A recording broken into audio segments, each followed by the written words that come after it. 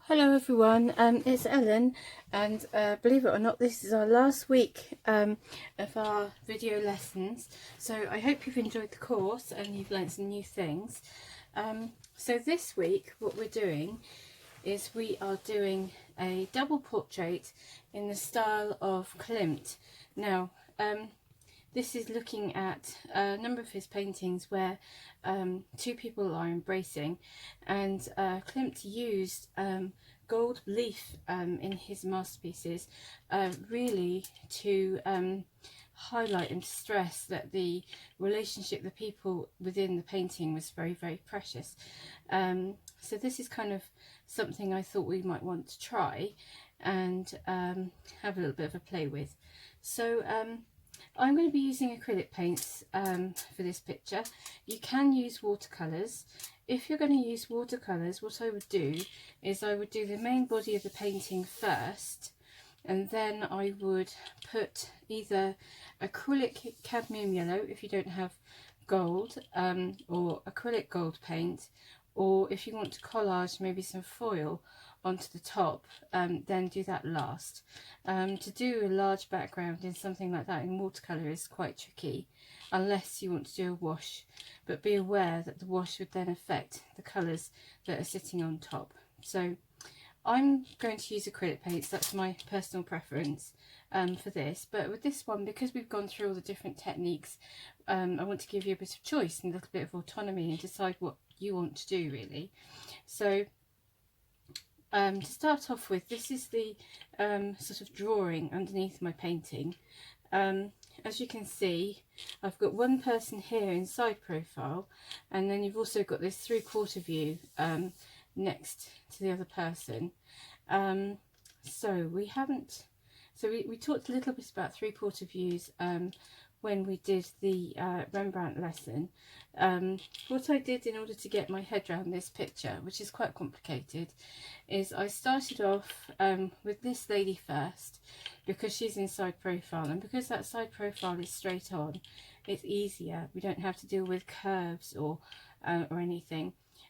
So what I did was I looked at the picture, and her face came almost halfway across the picture, so I split the picture into half, and then I put in almost an angle for where her face was pointing here, and then I put a line in for the eyes, line in for the bottom of the nose, things like that. Our rules that we normally do where the mouth comes to the middle of the iris is still true. The corner of the eye is still roughly where the end of the nose is. The ears do come in between the eyes and the nose, as they would on a normal, straight on portrait. You do have to be a little bit flexible because obviously the angle is slightly different. Something that people struggle with, what's a common kind of pitfall with a side view, is the distance between the eyes and the ear. We have to remember that we have the whole of the brain being housed, and the head wouldn't really go back to about here. We've got a very, very oval head like this, and it almost looks too big. So just be aware when you do something of the distance between the corner of the eye and the ear. It's almost halfway across in this picture. The nose, again, is not necessarily straight. Every nose is going to be different, and in my picture her nose was slightly upturned. And again, with mouths, less is more. We don't really want hard edges around the mouth, otherwise it starts looking strange and artificial. So it's just a suggestion of the lips, and both the ladies in my picture are smiling, and you can just do a slight upturn flick at the corner of the mouth, and that will suggest a smile, like this lady here. If you put in too many hard lines, too many forced curves, it starts looking wrong. Now, once I drew her in, fitting this lady, I then fit this lady around that lady. The reason why is because we've got the curves, because the face is round, and we're having to deal with one eye being maybe slightly higher than the other, like we talked about before. So now what you have to do is you have to look at where things are into relation with the others. And looking at the picture, even though the head is at a slightly different angle, the eyes are at a similar level, and if I curve it round, they are all slightly on that same curve. Again, the nose is at a similar height to the other lady, and the mouth as well. So what I did was I took my measurement where my nose was and I curved it round. Same with the eyes, same with the mouth. To get the width of the head, I did struggle with that. So looking at the picture, what I did was I looked at this lady's face into relation to this lady's, and I think I found it was about halfway across. So what I did was I made myself a box here, and so the lady's face would not go outside that box, kind of fitting it in the right space within the larger picture. Okay, so the rest was kind of done with observation. You've got an echo with the top of the heads here.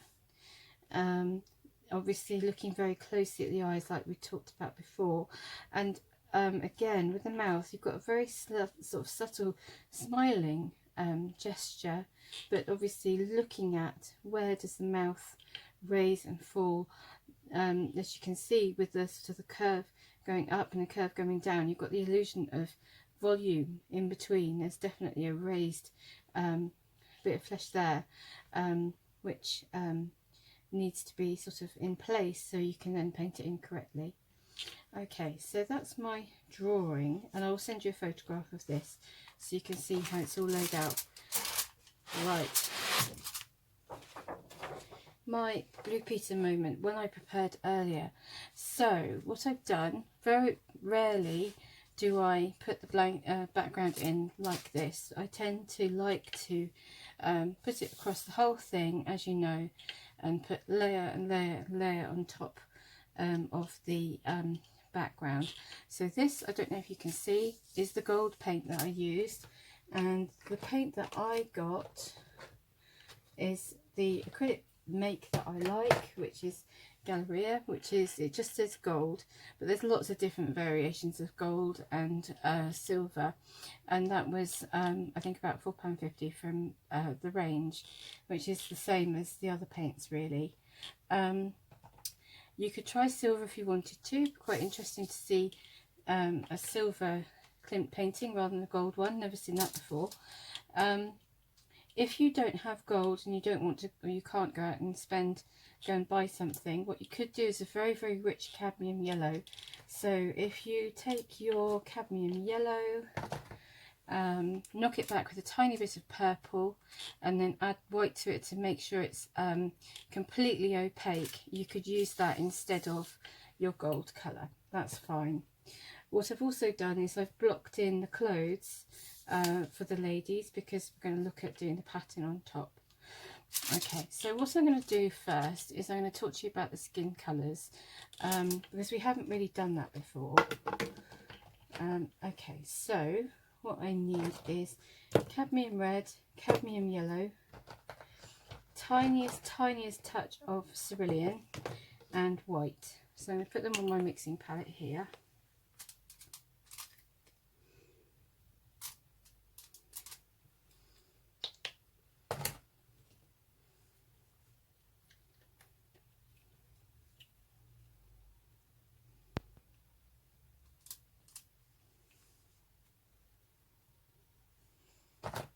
My trusty foil, which doesn't let the acrylic paints dry out.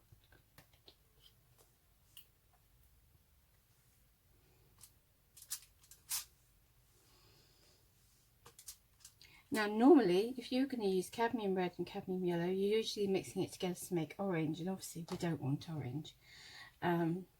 So we're mixing them together, but in a slightly different ratio. Usually orange is 25% red, 75% yellow, with white, as much white as you want.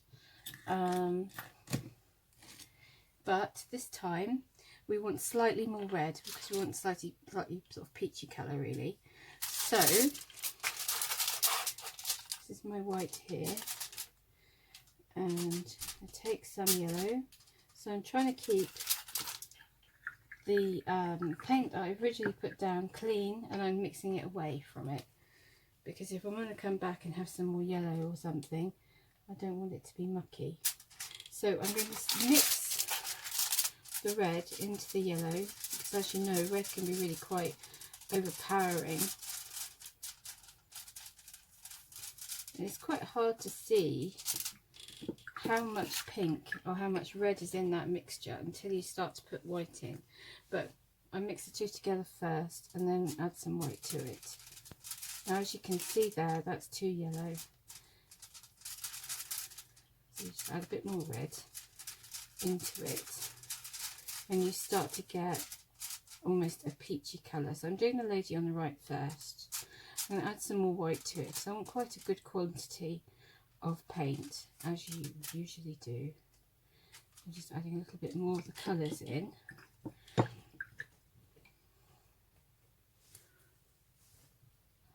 So I can make a bigger amount.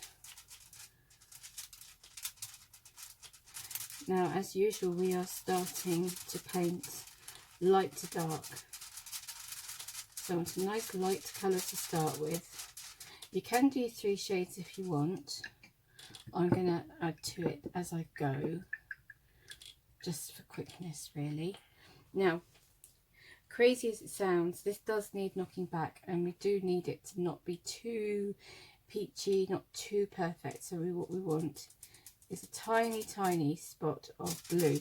And what I tend to do with the contrasting colour when it's a delicate colour like this is I put the delicate colour on the side and then I mix it in slowly. So if I decide I've got too much, I can stop. I've got control over how much I've got. What I don't want is to mix it all in for it to go too far, and then you've got to do it all again. So it gives you kind of a sort of grey tone to the very pale peachy colour that you've got there. Okay, so I'm looking at this lady first, and her highlights are all on this side of the face, like this. So you can see it's almost like an off-white, which leaves a lovely contrast with the other lady.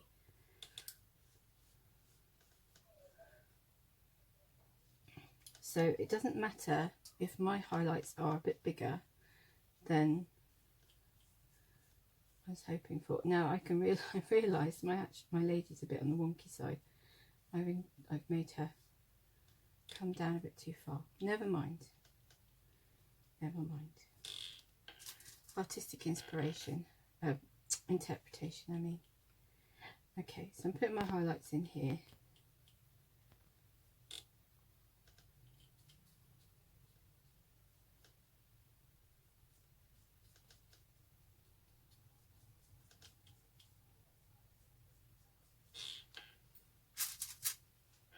I'm going to bring them down by the hairline here, like that. And then, to add your darker tones to it, you then are going to mix a little bit more yellow, a little bit more red in, and you end up with a darker, peachier tone. I don't know if you can see that. If you want to mix a skin colour and then mix your 3 tones from it, that's absolutely fine. So what I want to do is I want to add this darker tone while it's still wet, because then I want to blend. It might be a little bit too dark, but that's okay, because I've still got lots of my paler colour, and as I blend it, I'm going to blend into that colour like that, and it will take that hard edge away, and it will make those parts lighter.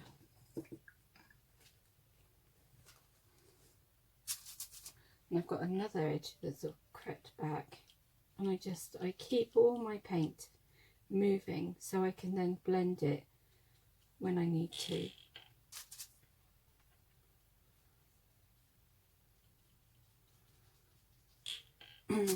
Like that. And then I can go back with my darker tone like this.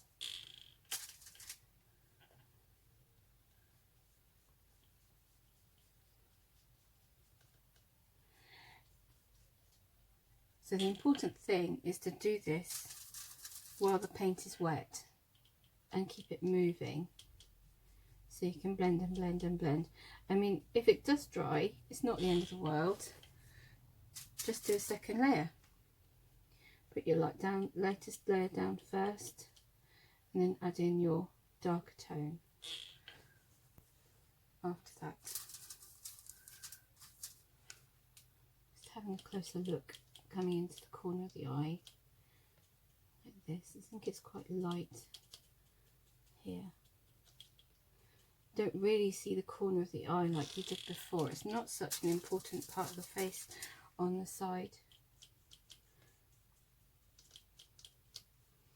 Putting some darker tone in my eyebrow here, blending the two in together. So really you are just dragging the two into each other as you go.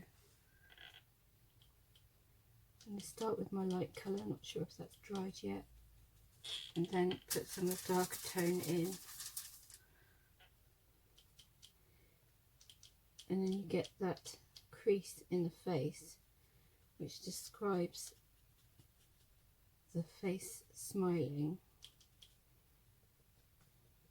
So you wouldn't draw a hard line there. What you would do is you'd put your light colour or even a little bit of white as a highlight on the cheek side, like that. So that's, I've put new white in there, and I've just taken wetness out of my brush and then dragged it into the pale colour on the cheek, and then you put the darker tone underneath to give it a contrast like that. Now if you want shadows, let's create a little bit more skin tone. So if you want to create a shadow in your skin tone,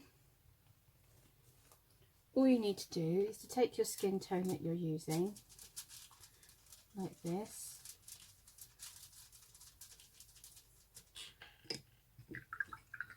and add a tiny bit more of the blue in, and that will give you more of a grey. It'll give you like a greyer tone without being a really hard shadow, and you can add as much or as little of the blue into your skin tone. Now if it starts going a bit too blue, that's fine. All you have to do is to add some red. Obviously that's gone far too far, but what will happen is it will start to make a purple, and purple is almost like a warm grey. And then obviously with a little bit of yellow in there, it's opposite. It will also go more grey as well. Mine's going all a bit watery.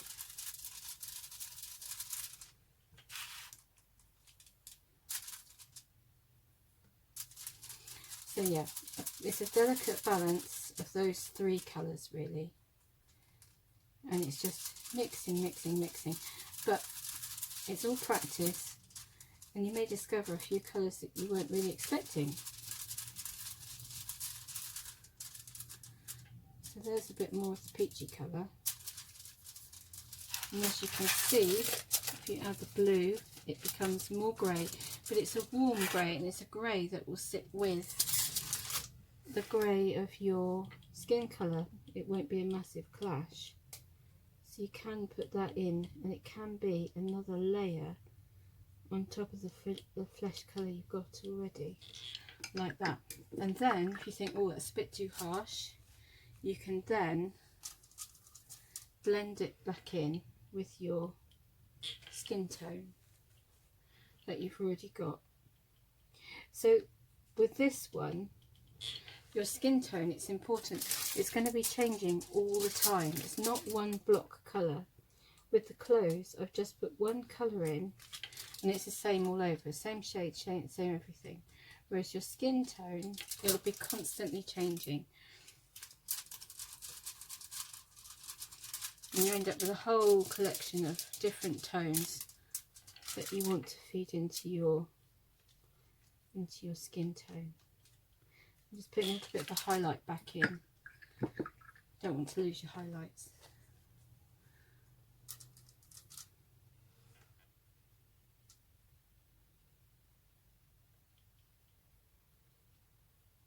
something a bit like that. She does look a bit jaundiced.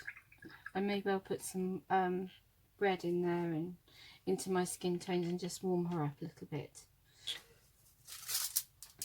Right then, I wanted to talk to you about the second lady, because obviously she's got darker skin tones. Now, believe it or not, you actually use the same colours. So, if we take our cadmium yellow, and it's as if we want to make orange, okay? Because we know that orange and blue makes a really good brown, so that's what we're going to use. So I've got a larger amount of my cadmium yellow than I have of my red, and I'm going to slowly mix them in together to make an orange.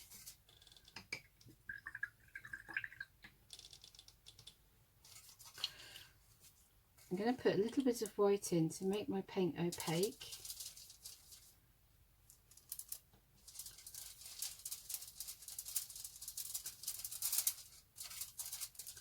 And then, as you know, if we add our blue to our orange, it will start to make a brown colour. Now, if it goes a bit too green, then you just need to add a little bit more red into there. Again, it's a delicate mix of colours. Okay, so I've got my brown there, and I'm going to thicken it up again with some white. And then with that white, I can start to put in my highlights.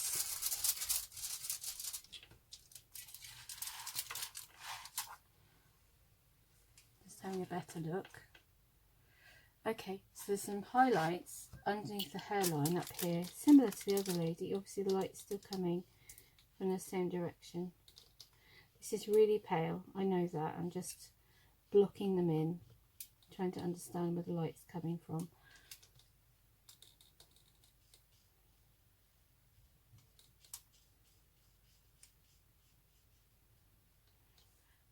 And some down the nose as well.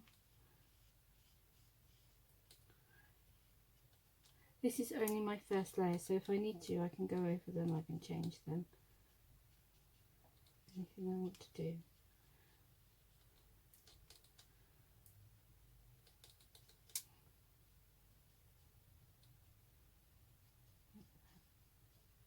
Bit of solid paint on the brush, so I scoop that out of the way.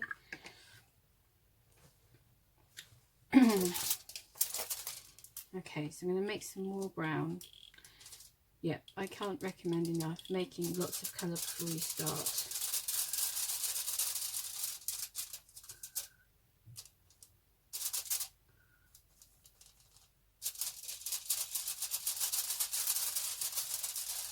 You end up with these lovely warm tones.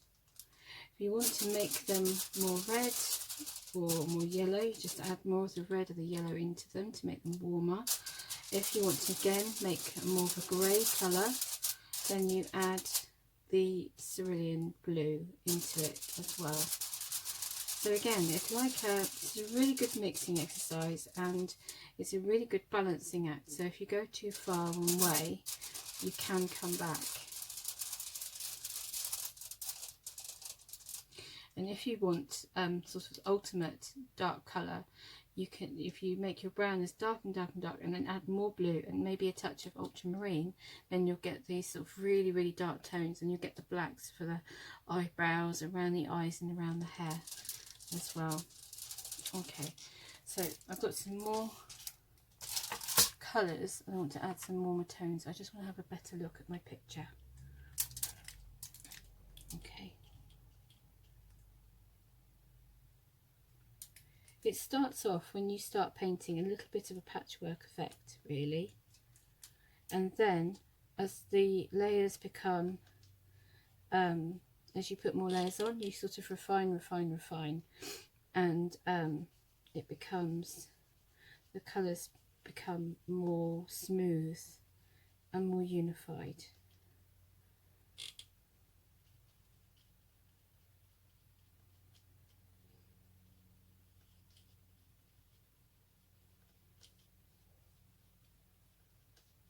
And you can put your different tones and things in.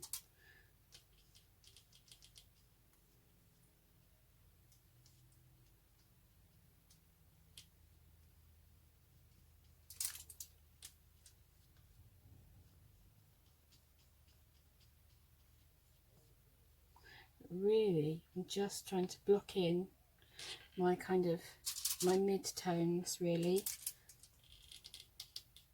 I don't want to lose that smile line.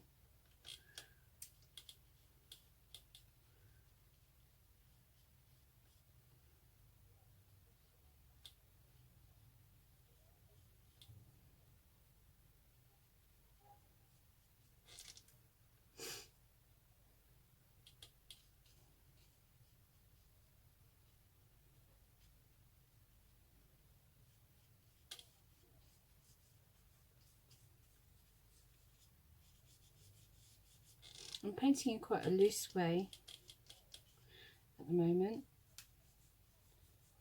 because I want to be able to blend those colours in.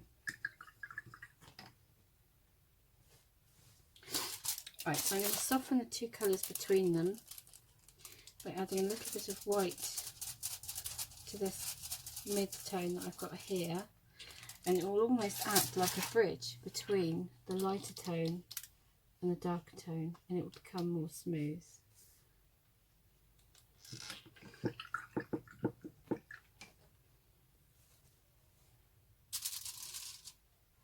And then you can blend them in together.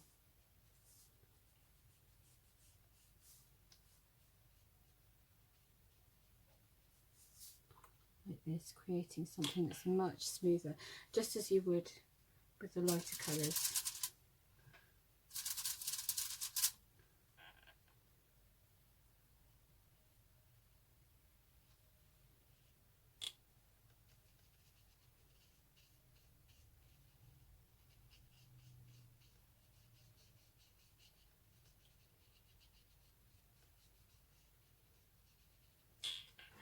The light causing a really nice contrast with the gold and the dark blue. And you see sort of drag both sides in together and then blend it with the softer, lighter layer that you're putting on top.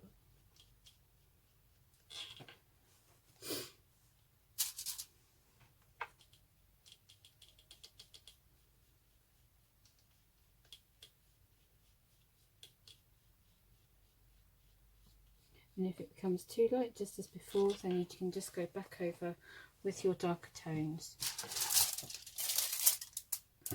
So I'm going to make a darker tone. So I've got my, start with my orange and then mix in my blue. Need a bit more yellow in there.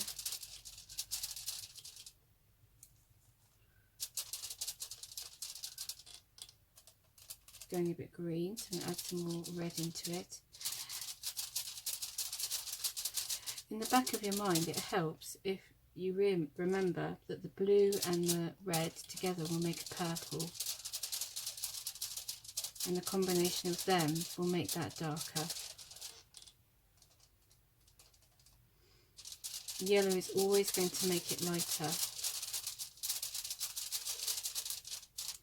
Beautiful, beautiful red brown there. And then you can just make it duskier by adding that blue in.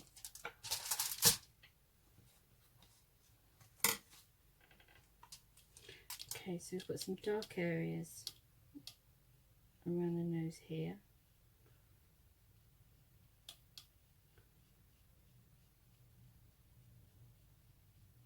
Again,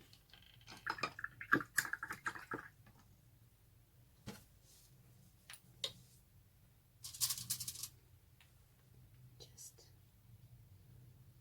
blend that in.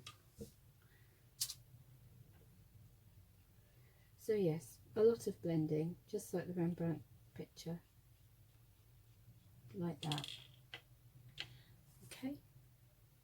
Right then, I want to talk to you a little bit about the pattern on the clothes.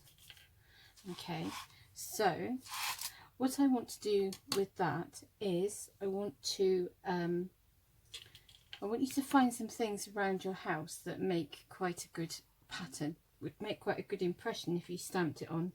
I've got these inside cardboard tubes which are quite good, and they're the inside of dog poo bags, bizarrely enough. And I've got some cotton buds. It may be that if you have a squared off pencil that you might want to use the end of that, because you've got that almost octagonal shape. You might have something like clothes pegs or something like that, end of a toothbrush, any little disposable things that might be good to use as almost a stamp on your picture.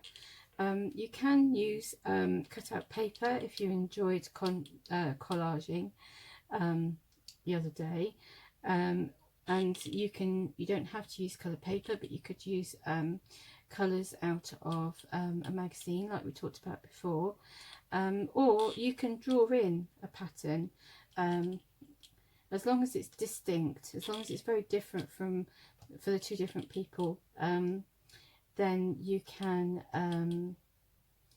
you know, you can use them for each person. So I realise this is looking a bit rough. I just want to make sure I talk about the printing as well, and I will maybe show you some pictures of my progress as we go on. So I quite want to use these cardboard tubes on this lady here. So what I'm going to do is I'm going to take my yellow, and it's all a bit of a mishmash of different colours, which is okay because that kind of knocks it back. There's a bit of red in there. Maybe I'll add a tiny bit of blue, so it's like the elements of purple in there.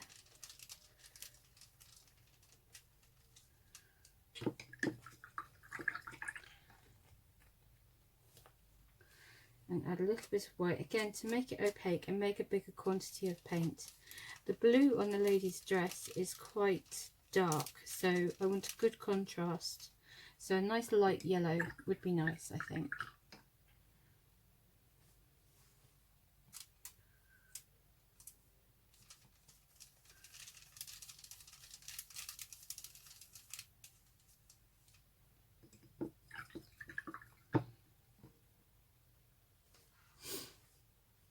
Okay, so I've got my cardboard tube and dip it in the paint. Let's do a couple of practice ones. Oh yes, we like that. So using your things you've found, if you want, you can overlap with the fingers because you want your pattern to read and to be clear, and you can always